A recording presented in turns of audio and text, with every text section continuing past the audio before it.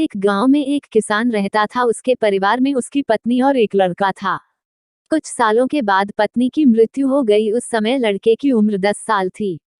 किसान ने दूसरी शादी कर ली। उस दूसरी पत्नी से भी किसान को एक पुत्र प्राप्त हुआ।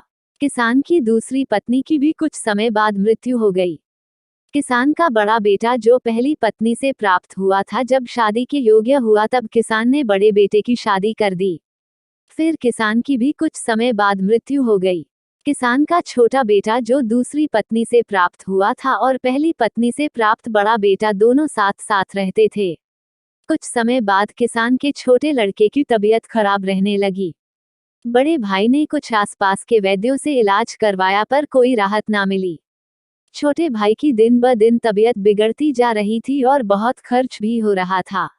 एक दिन बड़े भाई ने अपनी पत्नी से सलाह की कि यदि ये छोटा भाई मर जाए तो हमें इसके इलाज के लिए पैसा खर्च ना करना पड़ेगा और जायदाद में आधा हिस्सा भी नहीं देना पड़ेगा। तब उसकी पत्नी ने कहा कि क्यों न किसी वैद्य से बात करके इसे जहर दे दिया जाए, किसी को पता भी ना चलेगा, किसी रिश्तेदारी में भी कोई शक ना करेगा कि बीमार था, बीमारी से मृत्यु हो गई।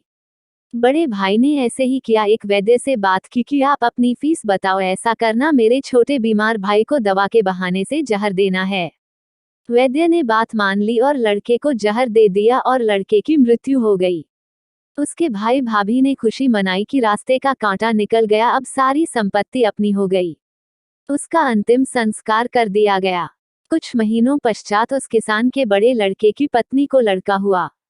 उन पति पत्नी ने खूब खुशी मनाई, बड़े ही लाड़ प्यार से लड़के की परवरिश की।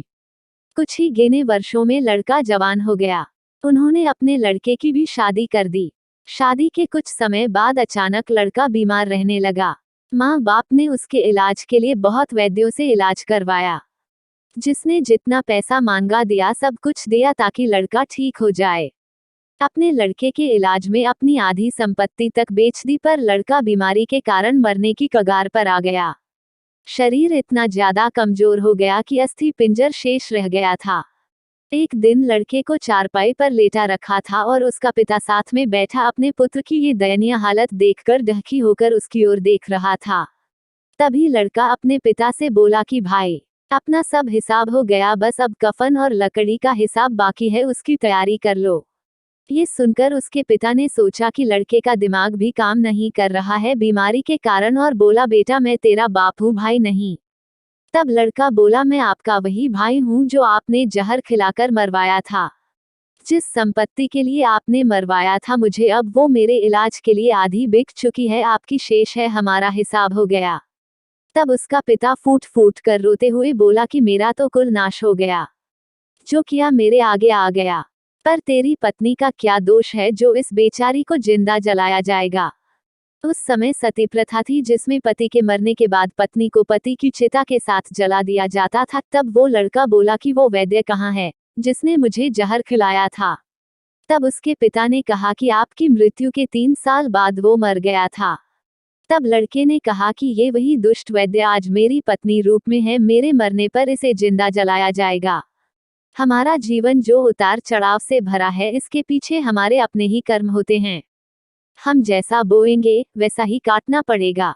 कर्म करो तो फल मिलता है, आज नहीं तो कल मिलता है। जितना गहरा अधिक हो कुआं, उतना मीठा जल मिलता है। जीवन के हर कठिन प्रश्न का जीवन से ही हल मिलता है।